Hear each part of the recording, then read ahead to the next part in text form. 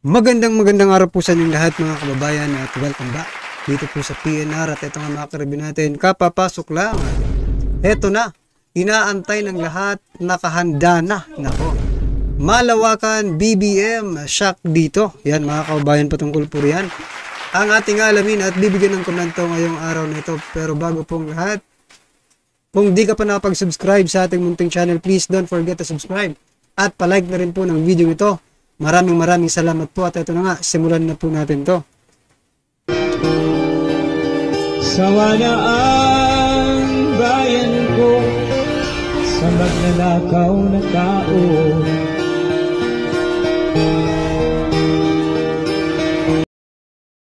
So yan mga kababayan, nakikilala nyo po ba ang babaeng ito, no? Ito po, masasabi kong kung nagpatuloy po tayong maniwala sa kanya, mabubudol rin po tayo. Siya po si Professor Shelo Magno, mga kababayan, na kung saan, nung una, akala talaga natin, no? She is anti-corruption, no? Anti-corruption and pro-Duterte. Pero nagkamali pala tayo, mga kababayan, no? So yan, kasi nga po, no? Kahapon, no? Yung isinagawa nilang mga rally-rally, isa po siya sa nagsalita doon. No? Ito po mga kababayan. Kaya nga nalagay ko dito, huli ang traidor. Parang traidor na rin tayo, di ba? Dahil pinaniwala niya tayo na siya ay pro-Duterte. Ay assume mga kababayan. Pero kayo, naniwala rin ba kayo? Na ito parang si Professor Shelo Magno ay hindi pala pro-Duterte ito mga kababayan. No? Ito po ang ebidensya.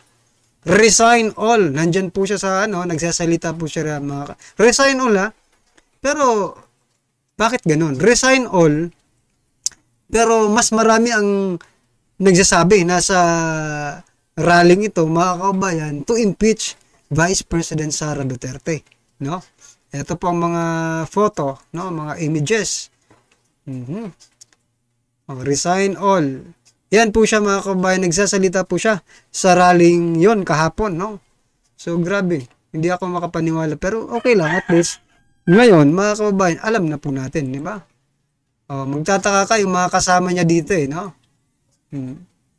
Teka, may nakita ko dito dating tumakbo ng pagka-presidente. Si Gaalit Bayan, pakinggan. Yan panagutin, tatlo sila, si Vice President Sara, ito.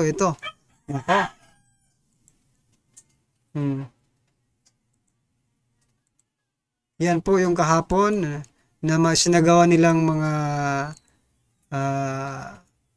activity, no? May nakita ko dito po teka lang ito, kilala niyo po ba yan mga kababayan? Isa po yan sa tumakbo bilang presidente. At kilala rin na taga-suporta ng mga kaliwa ito, no? Si Calio de Guzman, mga kababayan, nandun. So, anong masasabi niyo dyan, mga karibin natin, no? Talagang dilawan, no? Itong si Shelo Magno, mga kababayan. So, marami nga nagsasabi na budol sila ni Professor Shelo Magno. Akala nila na itong si Magno ay anti-corruption. But then again, no? Yan. Sumusuporta rin pala doon. Gusto na lang ipa-resign lahat. No? Come from the president to down, mga kababayan. So, sinong ipapalit nyo kung mag-resign lahat? Diba? So, meaning mga kababayan, ayaw nila kay Vice President Sara Duterte. Diba? Yun lang ang gusto kong i-point out. Ayaw ni Shelo Magno kay Vice President Sara Duterte. Grabe naman. Matapos tayo. Well, anyway, mga kababayan, ano po ang inyong reaction dyan? I-comment nyo na lang po. At ito na nga, bigyan natin ng reaksyon ang video ito. EDSA Shrine po ito. Ma'am, paano ho kaya ang usapin po ng traffic management dito? Meron ho ba itong permiso? Dahil baka po dumagsa ang tao at ito po ay intersection ng Ortigas at ng EDSA.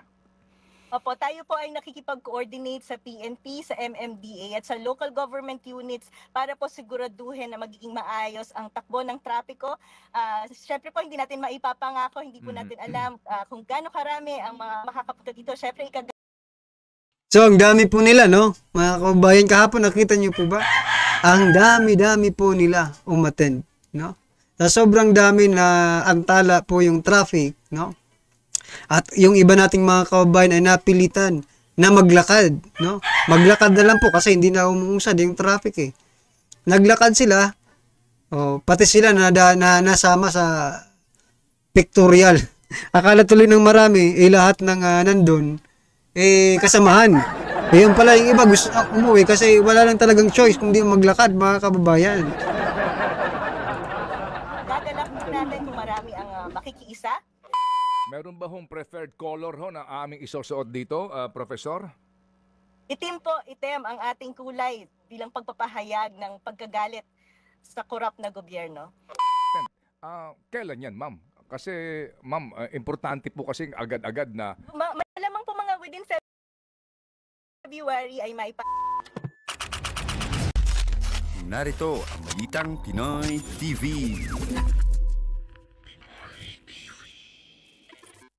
nasa linya ngayon. Hindi ko maitago yung mukha ko. Sige, si Okay, ito na. Professor Cielo Magno, Madam Professor, ito po si Chacha sa ating unang katanungan. Good morning po, maupay nga aga. Maupay na aga, Professor Shelo Magno.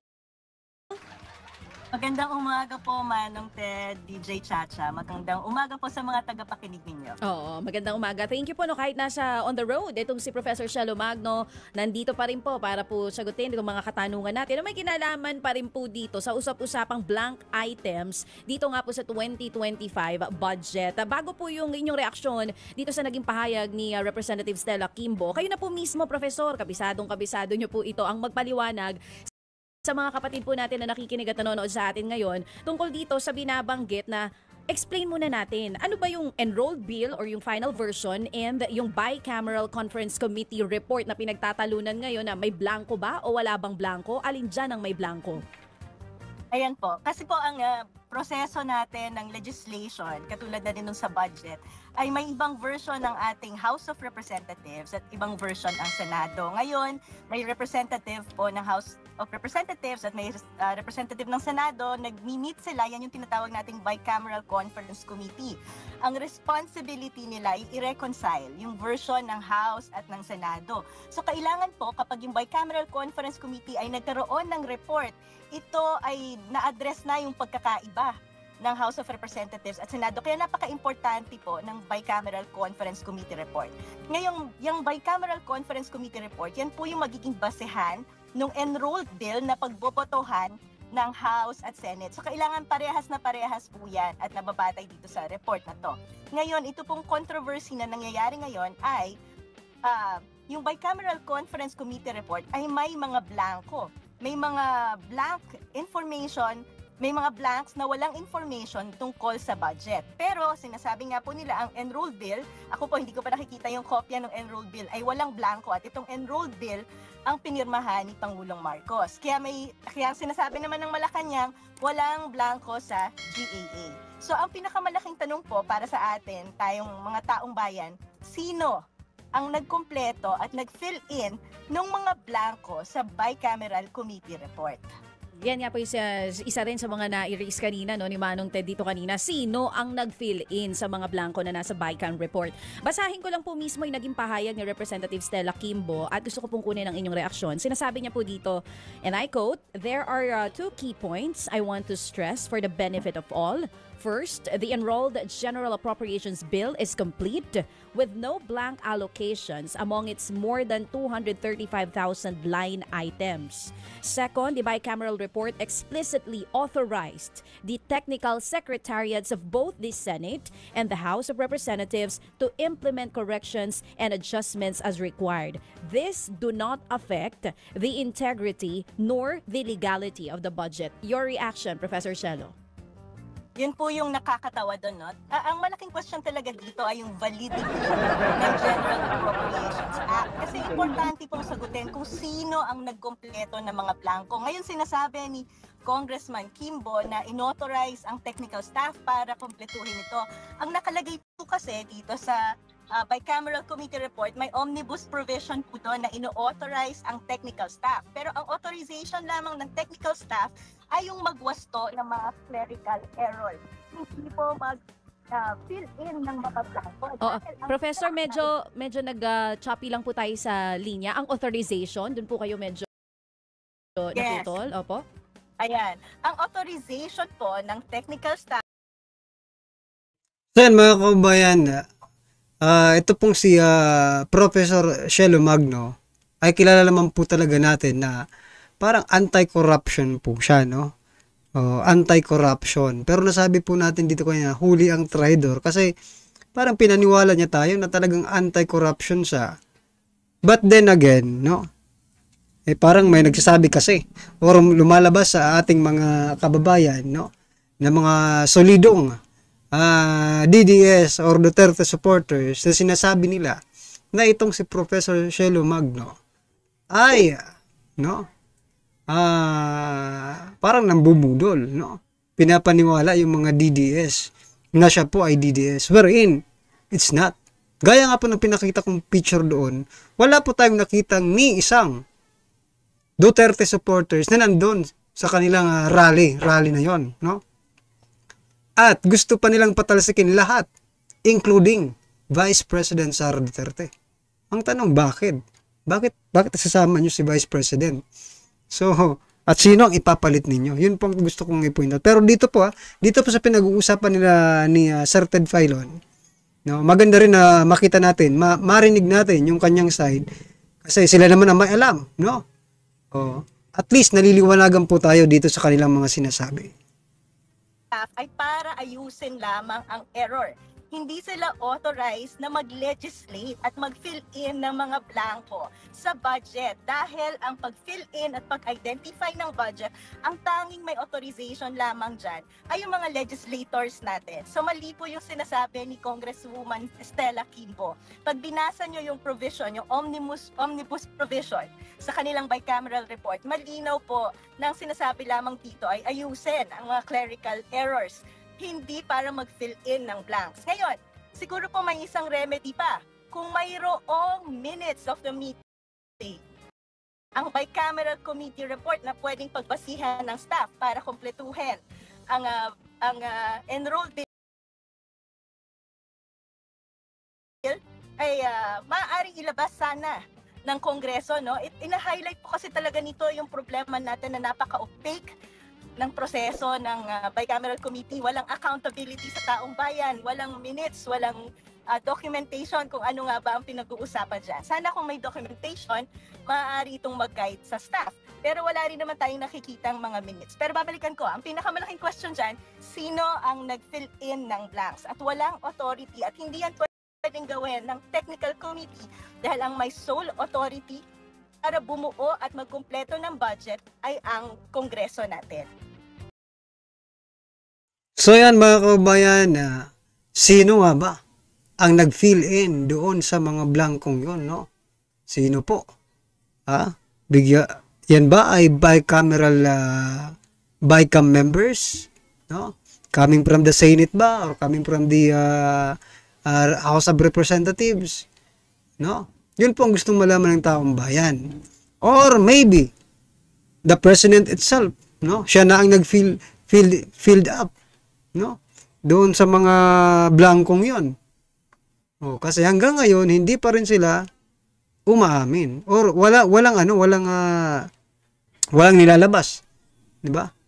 Wala silang nilalabas na impormasyon patungkol po diyan. Kaya ang taong bayan ay lalong nanggigigil, no?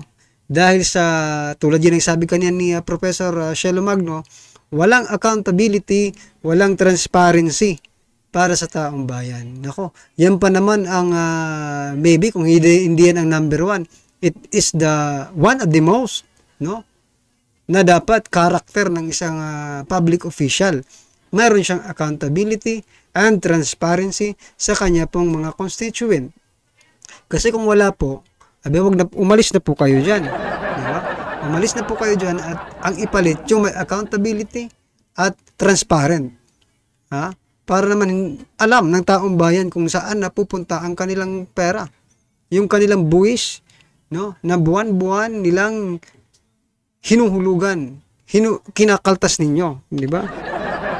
Yan mga kababayan, ano po ang inyong reaksyon, opinion patungkol po sa video ito? Comment lang po sa baba. Para at least alam po ng ating mga kababayan ang inyong opinion. Maraming salamat po.